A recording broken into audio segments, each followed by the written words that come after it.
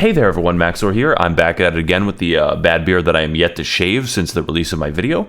And today we're here sort of going into more of the nitty gritty of editing and what it takes to like make my videos and stuff like that. Yeah, I'm just going to jump right into it. I'm going to start with the bigger details. And if you haven't seen any of this before, generally speaking, when it comes to editing, I believe that, I'm not a good teacher of very basic things. I'm a good teacher of like what I do in particular, because what I do in particular is like different from what most people do, right? If you want to like sort of grasp and understand the basics of editing, then there are tons of like basic tutorials and timelines and stuff like that. I'm not going to explain to you like very, very basic things like clips and timelines and other stuff like that. So I'm mostly going to describe to you like the editing thing, and instead of giving away all the particular secrets for the things that I do, I'm going to try to tell you things that would cultivate good habits or like expose the process by which I make things when I'm editing, basically. So it is in part like more of an advanced tutorial, and I tend to rant at length, and it's very hard for me to edit something that's like an hour long of video, and so generally like I will try to stick to the general stuff instead of going into the particular of effects, and then I will give concrete examples of when I use those techniques.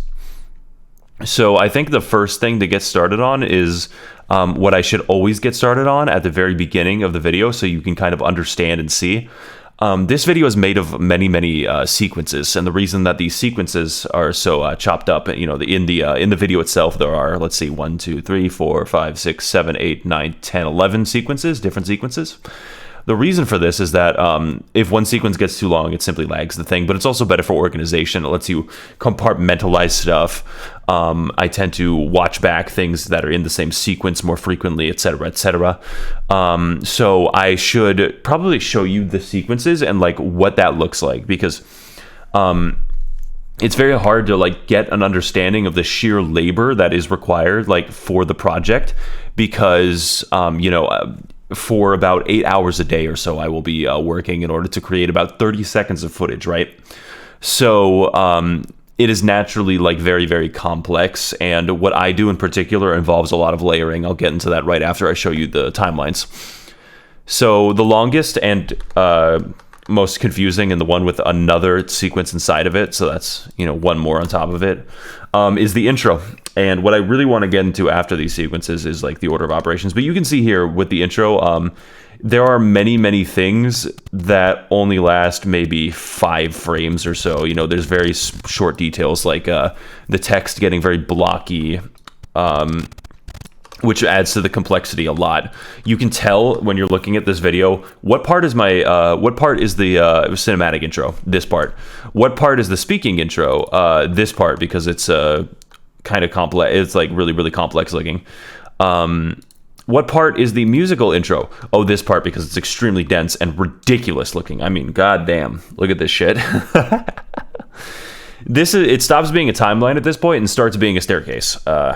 And then you can go like, oh yeah, what is the rest of the video look like? And generally it's like this, where it follows a sort of continuum of, oh, on this layer the gameplay is here, and it has a lot of layers, it has a lot of shit on top of it. But generally speaking, you can understand and see like and classify like what's happening in certain scenes or whatever based off of that. And that's generally like what most of the timelines look like. So let's just look at these real quick in like random order. So this is the Gabriel speaking at the very end. This is the editing for Gabriel, and you can tell like what is the cinematic part with the bunch of shit over here. What is the musical part with the oh my god, what the fuck is this kind of energy. I mean, look at this. Look at this, and like look what you're seeing on screen. Look what that timeline looks like. It requires a lot, and it looks horrifying when it comes to the timeline. I mean, look at that shit. It's fucking hilarious. And then we have the part of the video where I was going to look at Minos. We got part one of the video. It's the meat of it. It's the, prelude, so it's quite long. But when you really zoom in and you get down to it, okay, it's not that complicated until you get to the music part, and then it gets more complicated. But generally speaking, like if I look at this right here, it's at least solid and readable. If I go to a place and I can look at it, I can tell what's happening, that kind of thing. Whereas if I try to dissect music part, it's ridiculous. Here we've got part two after that, which is like generally limbo. We have part three here, which is the fight with V2. You'll also notice that when you look at my timeline, it's very rainbow vomit. I always say every single time that I give you these, because I have one joke. But generally speaking, for my footage, you can tell that I will classify them. Like if I go to my footage folder on the left side here, I color code them and classify them according to like what I think is important, or what I think is like counts as miscellaneous or different or whatever. So that's why this footage here is pink and not blue. It's pink because I got it after my initial playthrough, whereas the blue lines here, or the blue footage here, is from my original playthrough. So you can kind of tell. There's also a lot of green footage here because this was also recorded afterwards. And then we have part four, which is mostly Lust. Part five, which is mostly Lust again, right up until it's time to talk to Minos, which you've already seen. Part six, I believe, yes, this is the Gluttony. It's the last part, and it's much simpler here, or at least it looks simpler because it's shorter, but, Now, one reason that it's so disorganized and odd, like, for instance, why is Gabriel have his own sequence, and why does Minos have his own sequence? Why don't you just call it part 7? The reason is that this was planned very strange. These videos are planned very strangely. Generally speaking, if I go over to the intro, the very first thing that I edited in the entire introduction was, in fact, starting right around here or so, going on into prelude, because I wanted to get my energy up and sort of understand what I was doing before I started editing parts of the intro and parts of the music. I don't always do this, but that's essentially what I did. So prelude has a different voice sounding. Like, it's a little subtle, it's a little hard to tell, but from an organizational level, you can kind of tell, oh yeah, Max speaks a little differently in prelude because he's just getting started. Hopefully we can avoid that next project. After that, I edited the cinematic and music intros, and then I edited the rest of the video. And then at the very, very end, I edited the speaking intro right over here. And the reason that I edit speaking intros last is because the speaking intro needs to have the absolute pinnacle of editing. You should think about this, especially for long-term projects. When do I get tired? When am I good at editing? How can I organize this tactically? Because for me, in my case, I understood that if you've watched the cinematic intro, the speaking intro, and the musical intro, by that point, you're going to watch the rest of the video, mostly. Like, I'm not going to make you click. You're probably not going to click away after that, reasonably speaking. So I felt okay editing Prelude 1 first, because one, it's the tutorial. It's the boring part. The boring part meant to be boring. So that's like naturally what I ended up doing.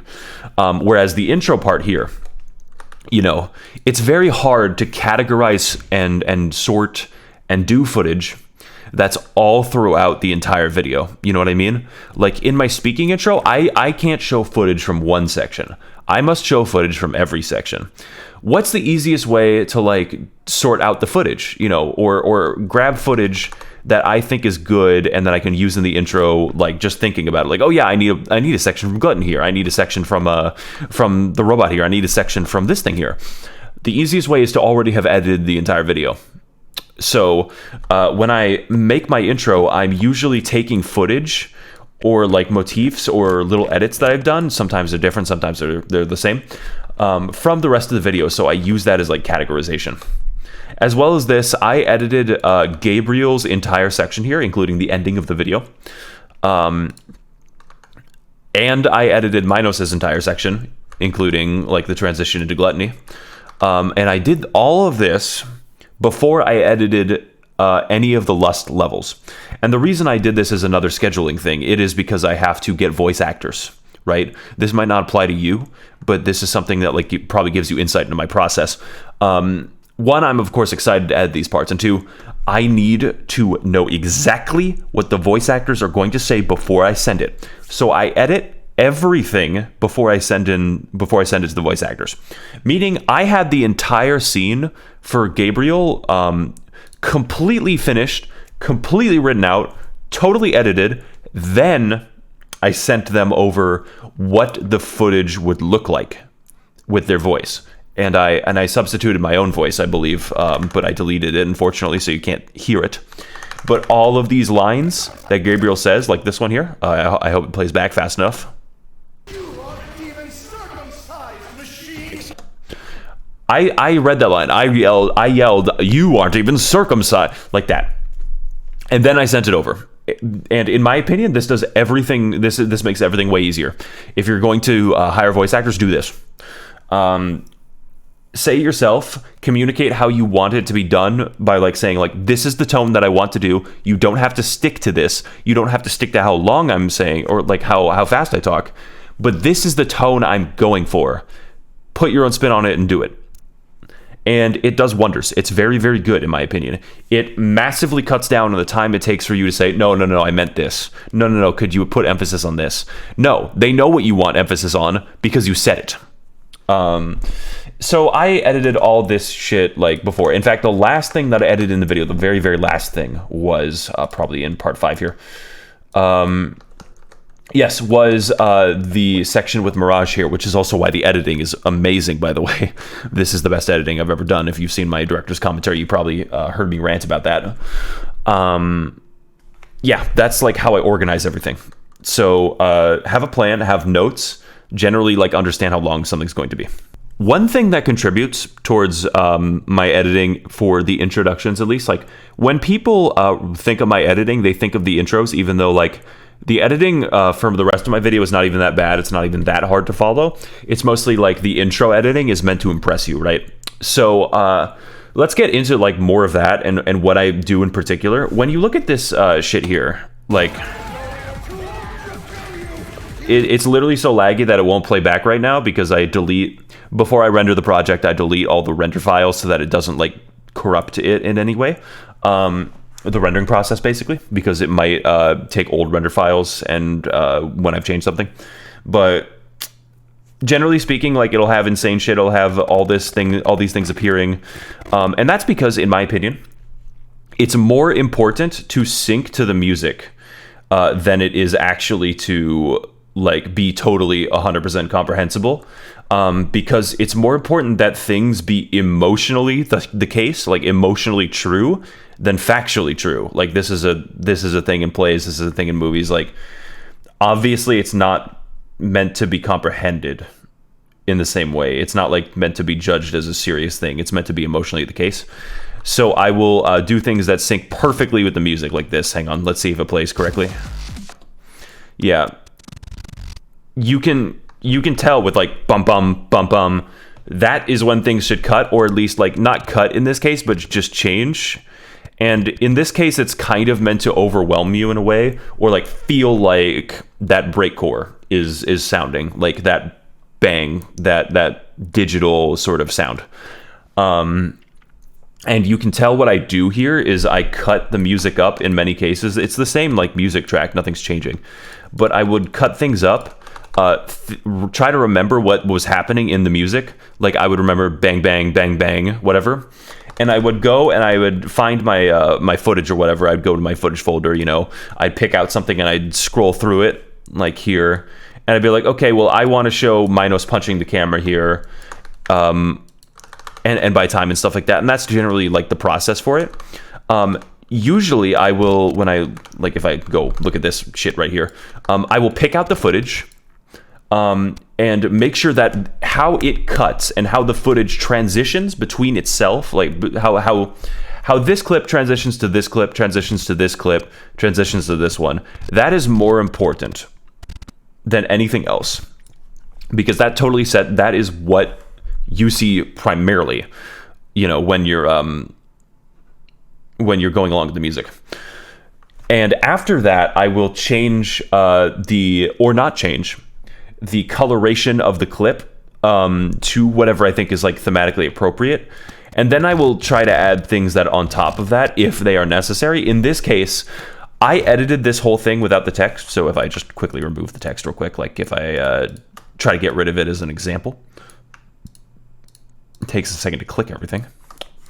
Throw it to the side. It felt all right. It felt all right. Like here, I do it better because it's changing zoom levels and it's zooming in on something here. But here I felt like something was missing. So that's where you have to get creative. This is like the hard part because now you've done the two things that are easy. Okay, it syncs with the music. Okay, the color is batshit. And I'll go into the batshit color in a second. What do I do? And I decided, like, okay, it would be thematically appropriate if I did the, you know, mankind is dead, hell is full, blood is fuel thing from the game and just put it there. And what I do a lot, you know, I did this one time where I accidentally thought, like, okay, what if I duplicate it and like show it like this on the screen in these 4 sections or these you know, 9 sections. And I did that to sync with the music, and that saves me a lot of time because I don't have to cut as much. While also showing this. And I abuse it quite a bit, and I start rotating objects, that kind of thing. That's the hard part. That's really the difficult part, because that's the part where you're actually like being creative. Generally speaking, my goal like is to manufacture as much creativity as possible, if that makes sense. Like maybe you believe I'm creative and I'm doing a good job. But I want to save labor as much as possible. I want to save labor. So if I do something and it's kind of bad, I usually just go along with it anyways. I won't delete it. I won't get rid of my old work. I'll touch it up a bit. And generally speaking, I try to establish motifs and things that I can repeat over and over with slight variation in order to make them like work. And that's generally like what I'll do throughout the video. Like most of what I do is 3 things, just 3 things. Maybe 4 things, if you want to count it as 4 things. What I do is I cut between clips. Maybe I'll have transitions. That's one thing, whatever. Next, I'll color correct. And then third, I will have text or images slide onto the screen. That's really it. Like, it's not too complicated, and it's meant to save labor. And one thing that you can do to save labor is to not open After Effects. If you like absolutely need something for special in After Effects, do it. But for me, my color correction and shit is not really done in After Effects.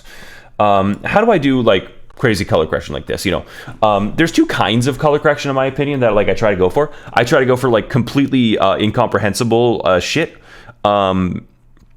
which will like cause you know, which will cause like shock to the viewer. So like for an impact frame, if someone's punching them and then the screen flashes like that, it's like an animation principle thing. I will do that, and that's actually way simpler than anything else. And then there's subtle stuff, and I generally did 3 tricks here that I just want to show off, like 3 fairly easy tricks that are not that hard to do, and I just do them consistently and vary them a lot and that kind of thing. You know, it looks complicated from the outset, but when you start breaking it down, it becomes easier. One thing I did is just saturation layer, and then do something as saturation layer, usually find edges. If you don't know, find edges is an effect that looks like this. It looks for the edges and objects, and it just highlights them and makes them glowy. And what you can do is you can utilize the color for that to make non-edges look desaturated like that, and it produces a unique looking effect. Next thing that I do, right here, very visible. A hue layer. So just a hue layer. By the way, and this is a transition from a hue layer into a saturation layer, and you can tell by the end that's a saturation layer. At the beginning, it's a hue layer. Hue layers are strategically desaturate things in the same way that a saturation layer does, except instead of using find edges on a hue layer, because here's what happens if you use a find edges effect on a hue layer without any other effects. It creates a bit of pixelation, and I use this, generally speaking, sometimes. But if you change this contrast of an image, what a hue layer does is it just applies what the hue is. And you need to sort of understand what the difference between hue, saturation, and lightness is, but basically it's a way to represent color. So this is what the top image looks like normally. And yeah, that could work. That's one effect. Generally for my editing though, I usually apply 2 things to something. That's generally the rule. and also why I have so many layers on my videos, is because, okay, one video effect that you can recognize, if you overuse it, people will sort of see through it. They'll be like, oh, this is normal editing, in a way, or like they'll say, oh, this is excessive. It feels it feels unclean, because if you just use one effect and you crank that one effect really high to like make a visual difference, it comes across as unclean. Like this is very grainy in some places. It's very high contrast. It's not clean. So the thing I do is I usually do like a second effect, or I do an effect on the opacity layer, that kind of thing, in order to make sure that it, generally looks distinct. And what I do here is I simply switch the layer to hue, which means for this dark stuff, for this very, very obviously high contrasted dark stuff, it will desaturate the image, whereas in other places it will apply the color to it. Basically, the hue is like an essence of the color without being higher in brightness or lower in brightness, so it basically just shifts the color of something, but not how bright it is, thankfully. It does its best. It's kind of hard to describe, but that's how the color science works. Thankfully, I went to school for that shit. I went to a computer science class on data and visualization, and that's where I learned all the color theory shit. If you're learning this for the first time, man, I'm sorry. Just learn what RGB and HLS is, or HSL, and you'll have a better time, honestly. RGB is very simple, obviously. I don't think I have to tell you what red, green, and blue means for color.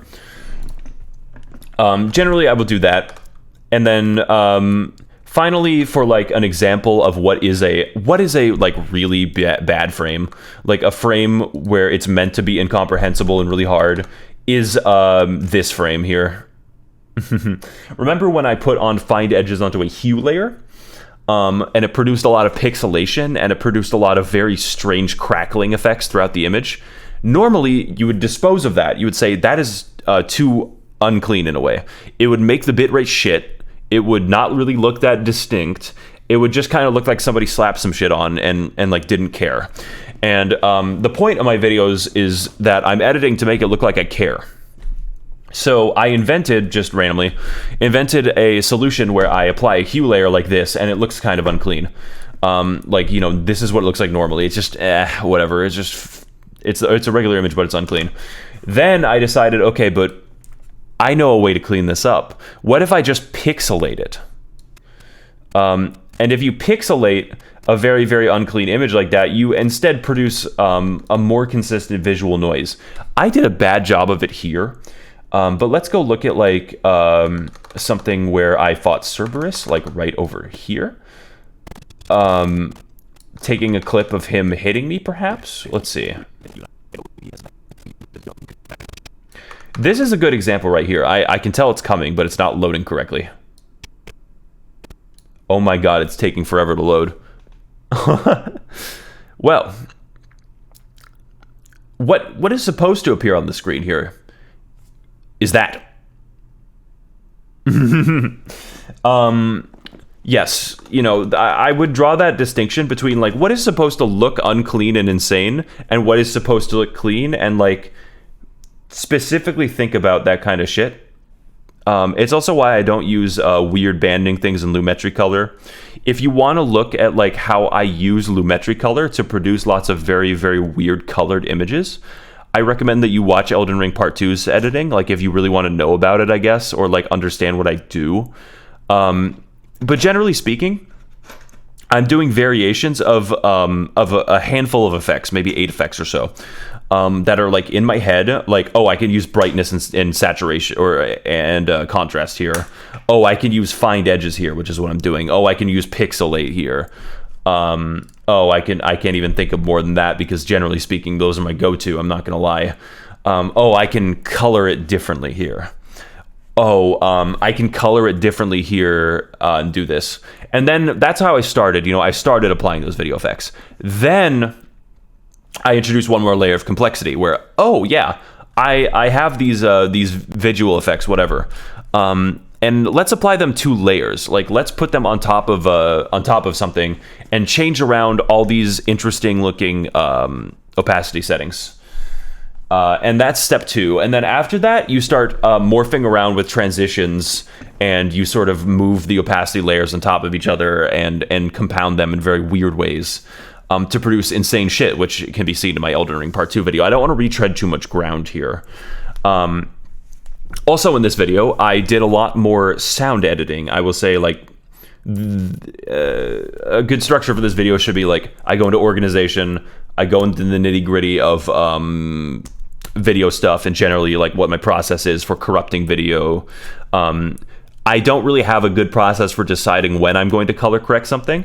It's just like a feeling thing. Like, I don't want to rationalize something that, like, doesn't need to be rationalized in a way. If I feel like something is the case, like, my subconscious is probably doing the work. It's probably detecting if things are slightly off. And it's going to generally figure it out for me. So if I feel like color correction should be there, I usually do it. And I usually feel out what kind of color correction. You know, obviously I'm not going to color correct crazy big flashing lights for just a scene where I'm looking at a guy, obviously, but I'm going to do it if he impacts me and stuff like that. And obviously I choose footage before I color correct that matches the exact, like, cadence of what I'm saying. You know, when I change a sentence, I change clips, that kind of thing. To dunk that shit. Like, I was not expecting him to dunk that shit. When I go dunk that shit, that requires a change in footage. Whether it's a zoom, whether it's like a different clip altogether, you know, I generally need to edit according to the cadence of what I'm saying. But anyways, going back to the subject at hand, sound editing. Sound editing has gotten progressively more complicated in ways that I don't typically describe. So I'm going to describe a little bit of what I do. Let's start with my voice. My voice, when I'm speaking, like, normally, I want it to be at a certain, like, loud volume, louder than everything else, of course. And generally how I do that is I will have it be a little loud, and then I will, like, up to where I want. But when you speak, you vary the volume so much, you know. You a part of your sentence might be very loud, a part of your sentence might be very, very soft, and that's not very consistent. You don't want parts of your speech to be harder to hear, which is what happens in real life, but it's not good for footage. So what I do, and this probably sounds insane to you, or looks insane to you, but it's just because I think I like having higher levels of compression. I will boost my original speaking, which isn't very loud, by the way. Like, just coming through this microphone, it's not very loud. It has to be increased. That's the price of high high audio quality, I guess, is that it can detect, like, a larger range of volume. I will increase that volume by a lot. I think this kind of lies. Generally speaking, it's not that high in decibels, but, you know, it's pretty high. And then I will apply what's called a compressor. I think I've gone over this a few times, but a compressor is very simple. It just states if a compressor, all it does is it sees if you go over a certain audio threshold, and then it reduces the like, the sound of what's going over that threshold by a certain amount. It won't reduce it, like, all the way. It won't keep it exactly at that threshold because that would sound weird. But generally, it does a lot of work for me.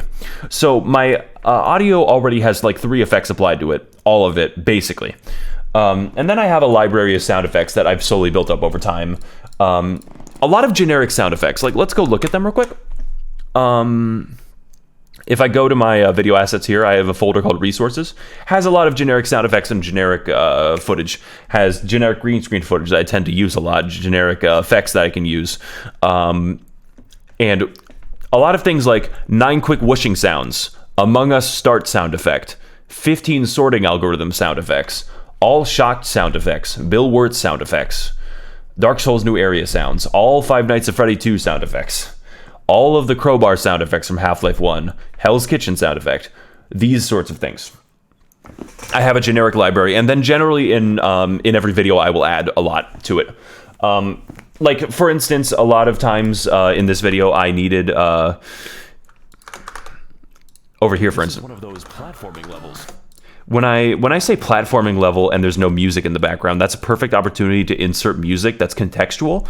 So I randomly went and I downloaded footage of Mario 1 being played, and then I just took the music from that kind of thing. And this compounds and compounds and compounds. Music is also a feeling thing. You just have to understand intuitively, like, what kind of sound effects are good here. But this might seem like a lot of effort, obviously, but if I go look at the Cerberus fight here, and I have all the sound effects for when he, like, throws the ball at me and causes explosions, I use at most 2 different video, like, sound effect, like, files. I use, like, the Taco Bell sound, and I use this video file here, which is... No, sorry, Vine Boom sound. I will use a video file, an audio file, which is every single Project Wingman explosion, like every explosion in the game, and I will grab different explosions from the audio file whenever I want. I will tweak them. I will add a distortion effect to them. I will add a parametric equalizer to them. I don't want to get into the nitty-gritty of how those work. Sometimes I won't apply those effects. Sometimes I will. Sometimes I'll apply them differently. You can get a lot of variation and a lot of different sound effects from just like making sure that you have a good, like, usable generic source.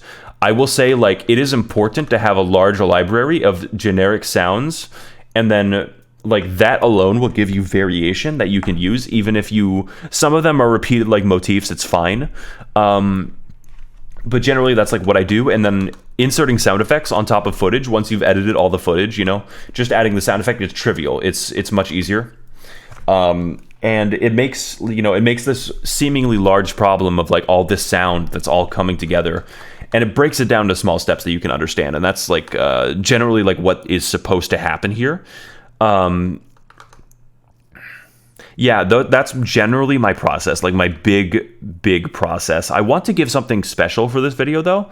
Like, I want to tell you the exact method that I do something so that you can sort of understand the process for it. So I'm going to replicate the process of doing something in this video right now. So let's say that I just happen to have some footage, like this footage over here, and I want like a big explosion to happen, just like, I don't know, whatever, when I touch the checkpoint right here. How would I do that? I cut it right there so that I know exactly, like, right here is when it happens. And I don't like applying just video effects to the clip here. So let's just say it's this clip. I don't like applying just video effects to this clip because if I want to swap it out, change something, move it, make it weird or different, or apply any different opacity settings to it, I can't do that from just the original footage. So what I do is I get an adjustment layer over here. An adjustment layer just changes everything below it, so it's much easier. If I want to apply an effect to the adjustment layer, I apply the effect straight there, and it's as if I applied the effect to everything below it. Very helpful. So let's just say, like, over here, let's think of an explosion sound effect. It's kind of a minor explosion, so let's just do a Vine Boom sound effect or something like that. This is all just meant to be an example. It's not actually supposed to be of the quality that I generally like to. So let's just say over here is the explosion, and also I adjust the audio of it so that it sounds like one. Too loud. Make it like this. Okay, and for that kind of explosion sound and what I'm going for, this is a very big explosion sound. So what we're going to do is we're going to have another adjustment layer on top. Don't worry about the first one. And we're going to make the screen go whoop, like that, to emphasize how an explosion, because that's what explosions do. So we're going to have the screen suddenly jolt to about 155% zoom. And then we're going to, over the course of 6 frames, pull it back to around what it was before, and then fade back into regular view, and of course have as much motion blur as possible. So now it looks like this. If I wanted it to be worse, I could zoom it in more, but that's going to cause more interpolation. Like, it's going to make it look weirder, and I don't bother with that. I don't want to deal with it. So it's going to look like this. So now the explosion's like this. Let's look at that real quick. Yeah, you see it, that sort of interaction. Okay, awesome. Now all we have to do is we have to make it look like an explosion has happened. We have to kind of give the emphasis in a way. So what we're going to do here is I'm going to, this is one example of how I make explosions work. I'm going to apply find edges to this. I'm going to invert it so that it's a bit, it's darker instead of like eye-piercingly bright. And then we're going to apply it as a hue layer so that it has a lot of noise and looks very like unclean and crazy. Next, on top of that, we're going to apply another adjustment layer. This one is a normal adjustment layer, so it's going to look at whatever it wants below it and just apply the effect to it, regardless of what it is. And then we're going to apply the pixelation effect. It's called mosaic. We're going to about like 150 pixels up and down, and then make sure it's sharp colors. So it looks like this now. I can make it look crazier if I just apply find edges more and I adjust. So maybe I can go for this blocky effect if I want, but I can also change the order of operations. So if I change it to find edges again before mosaic, now it's very, very bright, because find edges will make edges brighter, and there's a lot of edges, right? So it makes it generally brighter, that kind of thing. I can invert it again, maybe get some different colors going. I can change the colors of this if I just pull up like an RGB effect. I can change those colors here. Make it red, maybe, whatever. Doesn't matter. And then whatever, we'll just cut it out after here. So now it looks like this. That's not what I would go for in a video. It's not perfect. That's not exactly what I would do. But that's an example. So a lot of things like that. And of course, it's more complicated. I can do more things. But generally speaking, I try to do simple things, and I try to just have things in adjustment layers so that I can change them at will and not have to work too hard untangling my own mess if I ever want to change something. That's also something that I learned a bit in computer science, is that you should compartmentalize those tasks just so that you can change things if you want to go back. Hopefully that makes you a better editor just by watching that and sort of understanding these habits. Obviously, I do way more things. I devote way more time. I have way different ideas.